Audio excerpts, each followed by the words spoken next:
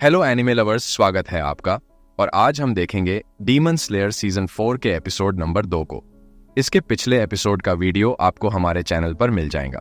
तो चलिए जानते हैं आगे की कहानी को बिना किसी देरी के।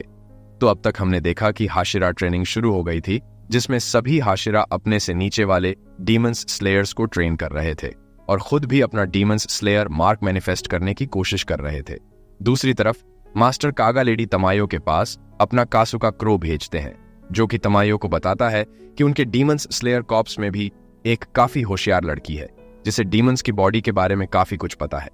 वो चाहते थे कि तमायो उसके साथ मिलकर नेजुको के शरीर की जांच करें और मूजन के खिलाफ इस लड़ाई में उनका साथ दे। वो कासु गई। क्रो तमायो को डीमन स्लेयर्स हेडक्वार्टर्स में आने का इन्विटेशन देता है और यहां से उड़ जाता है। तभी योशी भागते हुए यहां आता है और तमायो से कहता है कि उन्हें जल्दी से यह जगह बदल लेनी चाहिए, पर तमायो कहती है कि अब उसकी जरूरत नहीं है। नेजुको के सूरज पर जीत हासिल करने की वजह से कुछ बड़ा होने वाला है। शायद ये काफी पहले ही तय हो गया था। हम देखते हैं कि तमायो पहले योरीचिस से मिल चुकी है। तमायो योशी से कहती है कि वह जगह जरूर बदलेंगे, क्योंकि वो अब डीमंस स्लेयर्स के हेडक्वार्टर्स में जा रहे हैं।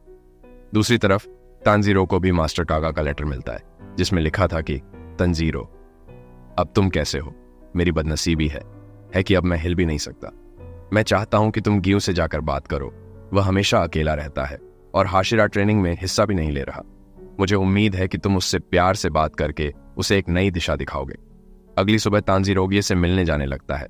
उसे ओई मिलती है और तांजीरो उससे पूछता है कि अगर कोई इंसान हमेशा ही अकेला रहता है तो उसका मूड अच्छा कैसे किया जा सकता है।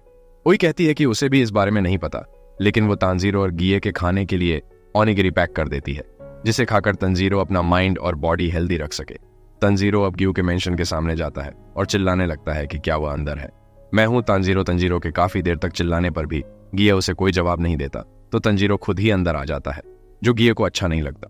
तंजीरो अब गो के सामने बैठकर उसे बताता है कि कैसे सभी हाश आज ट्रेनिंग करने में लगे हुए हैं और तंजीरो 7 दिन में बिल्कुल ठीक हो जाएगा और वह गियो के साथ ट्रेनिंग करना चाहता है। गियो उसे साफ मना कर देता है। तांजीरो पूछता है कि क्यों, वह किस बात पर इतना गुस्सा है, जिस पर गियो बोलता है कि वह गुस्सा है कि तांजीरो ने अब तक वाटर ब्रीदिंग को मास्टर नहीं किया है। उसे तो अब तक अगला वाटर हशीरा होना चाहिए था। तंजीरो कहता है कि उसने इस बारे में उरुको डाकी से बात की थी और उन्होंने बताया था कि वाटर ब्रीदिंग काफी बेसिक स्टाइल है, तो वो चाहे तो अपनी ब्रीदिंग स्टाइल चेंज भी कर सकता है। गियो कहता है कि अभी कोई भी वाटर हशीरा नहीं है, तो किसी ना किसी को तो जल्दी वाटर हशीरा बनना पड़ेगा। तंजीरो ये सुन थोड़ा कंफ्यूज हो जाता है, क्योंकि वाटर हशीरा तो खुद गियो है, जिस पर गियो कहता है कि वह वाटर हशीरा नहीं है। फिर वो तंजीरो को यहां से जाने को बोलकर खुद कमरे से बाहर चला जाता है। तांजीरो को कागा की बात याद आती है कि उसे गियो के साथ शांति से बात करनी होगी। तांजीरो गियो के खाने के लिए ओनिगिरी बाहर ही रख देता है। शाम को गिये देखता है कि तांजीरो अब तक नहीं गया था। तांजीरो अब गियो के पीछे भूत की तरह पड़ जाता है। वो हर जगह उसका पीछा करता है और उससे बात करने की कोशिश करता है और उससे पूछता है कि क्या वो उसे ट्रेन करेगा। तंजीरो गियो को चैन से सोने, खाने और नहाने भी नहीं दे रहा था। ऐसे ही करीब 4 दिन बीत जाते हैं और गियो को डर लगने लगता है कि क्या यह ऐसे ही जिंदगी भर मेरा पीछा करता रहेगा। अब गियो तांजीरो को सच बताता है कि उसने फाइनल सिलेक्शन पास नहीं किया था। गियो के साथ साबियो नाम का एक लड़का हुआ करता था, जिसकी फैमिली को भी डीमंस ने मार दिया था। बिल्कुल गियो की फैमिली की तरह साबियो का नाम सुनकर तांजीरो चौंक जाता है। गियो आगे बताता है कि वो दोनों 13 साल के थे। वो उरुकोडा से यहाँ ट्रेनिंग के दौरान मिले थे और उनमें गहरी दोस्ती हो गई थी। साबितो एक नेक दिल लड़का था। इन दोनों ने साथ में फाइनल सिलेक्शन एग्जाम दिया था, लेकिन उस एग्जाम में सिर्फ एक ही इंसान मारा गया था, जो था साबितो में। साबियो ने अकेले ही माउंटेन के सारे डीमंस को मार दिया था। गियो तो पहले डीमंस से लड़ते ही घायल हो गया था, तब भी साबितो ने ही गियो को बचाया था। फिर साबितो गियो को सेफ जगह छोड़कर एक दूसरे लड़के को बचाने चला गया। एग्जाम खत्म होने के बाद जब गियो को होश आया तो उसे पता चला कि जिंदा रहने की वजह से वो पास हो गया है, लेकिन साबियो को हैंड डीमंस ने मार दिया था।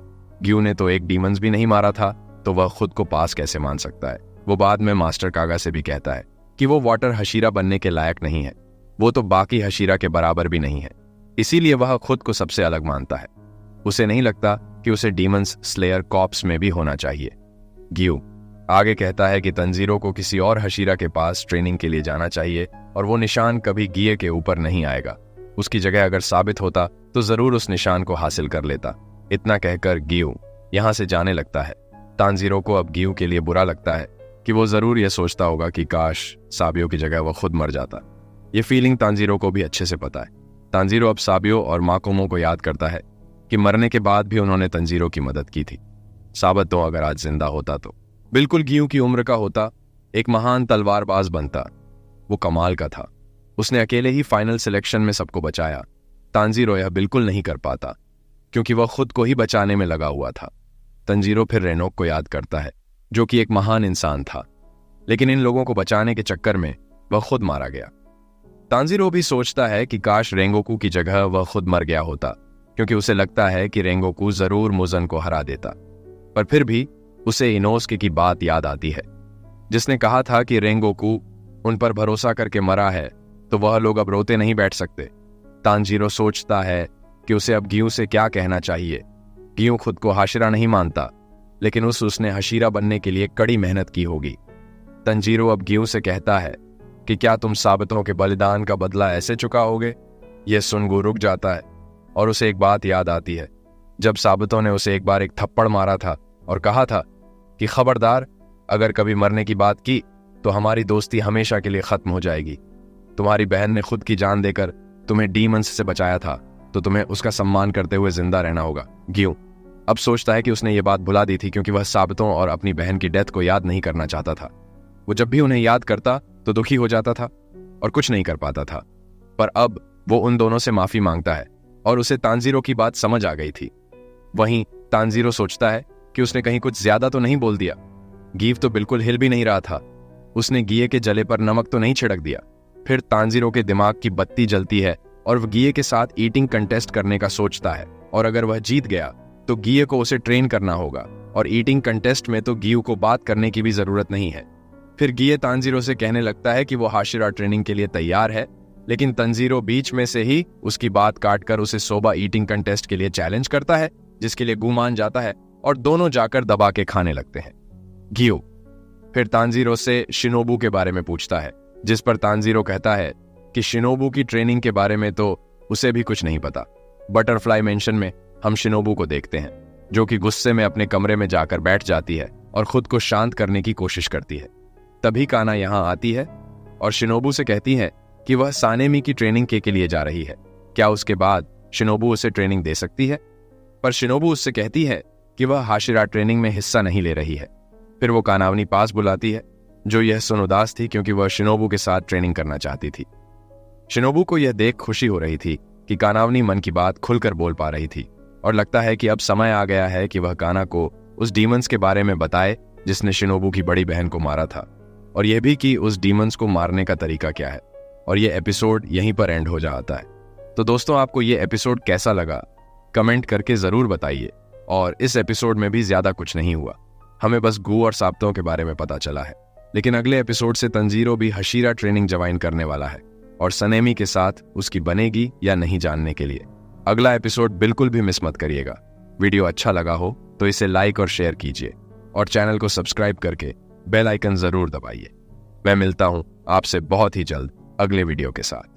Thank you for watching.